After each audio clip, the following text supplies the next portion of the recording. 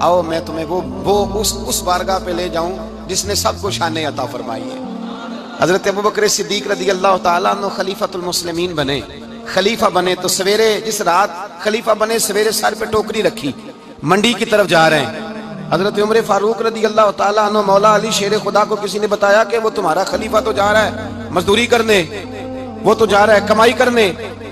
حضرت علی شیر خدا مولا کائنات جناب فاروق اعظم دونوں نے رستے میں روکا کہ ابوبکر کہاں جا رہے ہو؟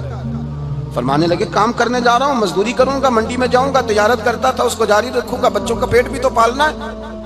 اب تمہاری حکومت کے پیچھے بچے تو نہیں نا بھوکے مروا لینے، میں نے کچھ کرنا تو ہے۔ حضرت عمر کہنے لگے چلا آ کے بیٹھ، ہم صحابہ کو اکٹھا کرتے ہیں اور مال غنیمت سے تیرا وظیفہ لگاتے ہیں، آپ کو وظیفہ ملے گا ماہانہ، تو آپ بیٹھ کر کے مسجد میں تو ڈیوٹی کریں۔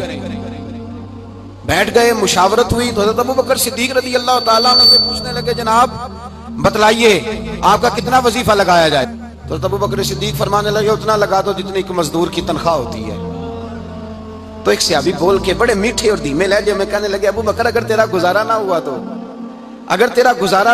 حضرت ابوبکر صدیق فرمانے لگے اگر میرا گزارا نہ ہوا تو میں مزدوروں کی تنخواہوں میں اضافہ کر دوں گا، اگر مزدوروں کے گھر جلنے لگیں گے تو میرا بھی چلے گا، میں ان کی تنخواہیں بڑھاؤں گا صرف اپنی۔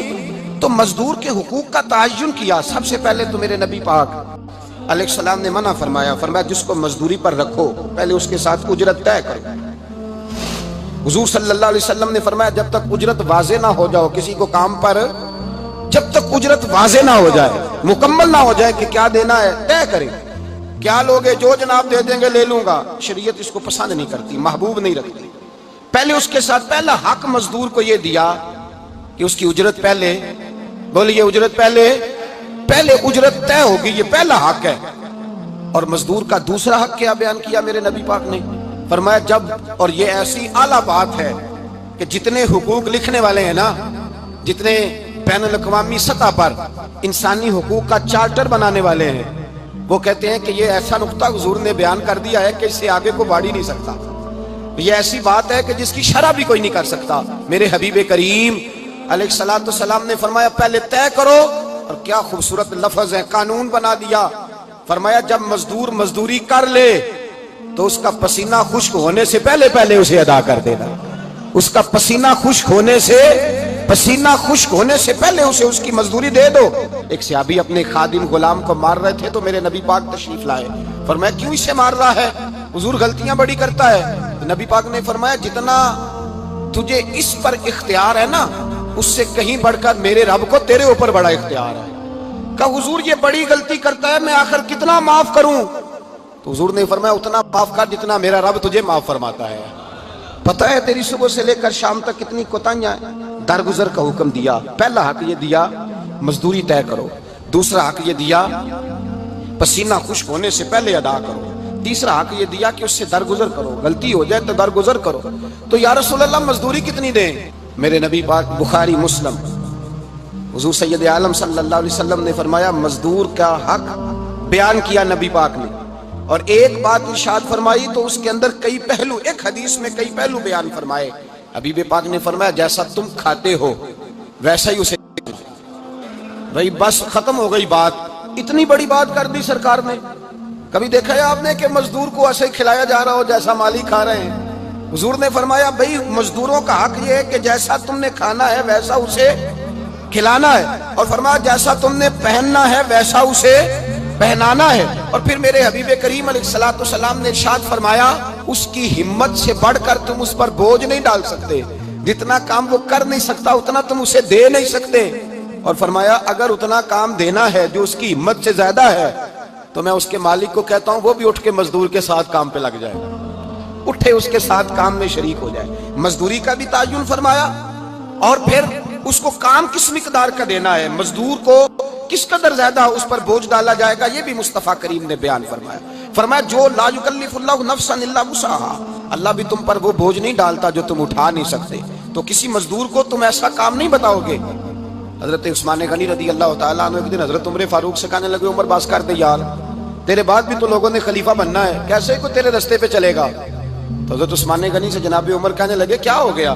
آپ فرمانے لگے کل میں دیکھ رہا تھا کہ لوگ باغ میں مزدوری کر رہے تھے اور آپ امیر المومنین ہو کے ان کا ہاتھ بٹا رہے تھے.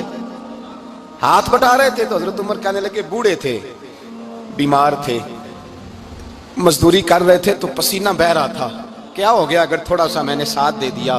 حضرت جناب سیدنا فاروق اعظم یہ لفظ کہتے ہوئے رو پڑے.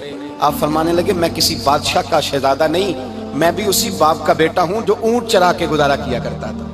میں نے آگے بڑھ کے لوگ حیثیت بھول جاتے ہیں, اپنی حیثیت بھول جاتے ہیں. اللہ تبارک و تعالیٰ جب کچھ عطا کرتا ہے ان کا رویہ اپنے ماتحتوں کے ساتھ اتنا سخت اور جابرانہ آمرانہ ہو جاتا ہے, اس قدر زیادہ ان کے لب و لہجے میں کڑواہٹ آ جاتی ہے, اس قدر زیادہ ان کی طبیعتوں کے اندر سختی اور غرور بھر جاتا ہے کہ وہ احساس ہی نہیں کرتے کہ جو سامنے بیٹھا ہے وہ بڑا ایک دکھی انسان ہے اور وہ تکلیف میں ہے, وہ آزمائش میں اپنے آپ کو مبتلا سمجھ رہا ہے. حضرت ابو ذر غفاری رضی اللہ تعالیٰ عنہ فرماتے ہیں میں اپنے ماتحتوں کے حق میں بڑا سخت تھا, سخت تھی میری طبیعت, میرے غلاموں کی جرت ہی نہیں تھی کہ وہ میرے سامنے گفتگو کر سکیں اور ٹھہر بھی سکیں.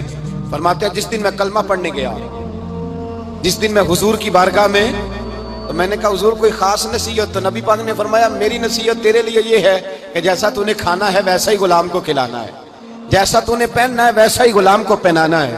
حضرت ابو ذر کہتے ہیں جو میرے اندر کمی تھی وہی میرے نبی نے نصیحت کر دی, جو میرے اندر کوتاہی تھی وہی غیب جاننے والے رسول نے بتلا دی. فرماتے ہیں میں گھر گیا, جب میں جاتا تھا تو ملازموں کا سانس خشک ہو جاتا تھا, وہ کانپنے ہانپنے لگتے تھے کہ جانے اب یہ کیا کرے گا. حضرت ابو ذر غفاری فرماتے ہیں میں گیا, ایک شخص سے میں نے کہا کھانا پکاؤ, کھانا پکایا, دسترخوان پہ لگایا اور اپنے سارے ملازموں کو کہا آؤ یار میرے ساتھ بیٹھ کے روٹی کھاؤ, آؤ سارے میرے ساتھ بیٹھ کے کھانا کھاؤ. فرماتے ہیں انہوں نے کھانا کھایا, پھر میں ان کو بازار لے گیا, جیسے کپڑے میں پہنتا تھا ویسے میں نے ان کے لیے بھی خریدے. فرماتے ہیں میرے غلام کہنے لگے آقا خیر تو ہے نا, خیریت تو ہے نا, کیا ہوا, مزاج مبارک تو ٹھیک ہے, کیا ہو گیا؟ اور یہ جو ہم فضا کو اتنا خوبصورت دیکھ رہے ہیں اور یہ جو ہم اتنی پیاری ریم جھیم برستی دیکھ رہے ہیں یہ جاری رہے گی یا ایک دن کی ہے؟ تو حضرت ابو ذر غفاری رو پڑے, کہنے لگے اب تمہیں ابو ذر غفاری بدلا ہوا ملے گا, اس لیے کہ اب میں وہ نہیں رہا, اب میں رسول اللہ کا کلمہ پڑھ کے غلام مصطفیٰ بن گیا ہوں, اب میں بدل گیا ہوں, میری طبیعت بدل گئی. غلاموں کے حق میں حضرت مولا علی شیر خدا غلام کو لے کر کے گئے دکان پر, حضرت مولا علی غلام کو لے کر گئے کپڑے کی دکان پر, 2 جوڑے خریدے, ایک کم قیمت کا ایک زیادہ قیمت کا, ایک کم قیمت کا ایک زیادہ قیمت کا, 2 جوڑے خریدے. جب واپس لوٹے تو غلام سے کہنے لگے تو اپنا لے لے. غلام کو پتا تھا کہ اس زمانے میں ہوتا کیا تھا, اس نے کم قیمت کا جوڑا اٹھایا. حضرت علی فرمانے لگے عجیب آدمی ہے, یہ تو تیرا نہیں یہ تو میرا ہے. اس نے کہا حضور کس طرح سے؟ آپ فرمانے لگے تیرے لیے قیمتی جوڑا اس لیے خریدا ہے کہ تو جوان ہے, اور میں نے اپنے لیے اس لیے چھوٹا خریدا ہے کہ میں تو اب بوڑھا ہو گیا ہوں, مجھے تو حاجت نہیں. کہنے لگا حضور بوڑھے اور جوان کا مطلب نہیں, آپ علی ہیں.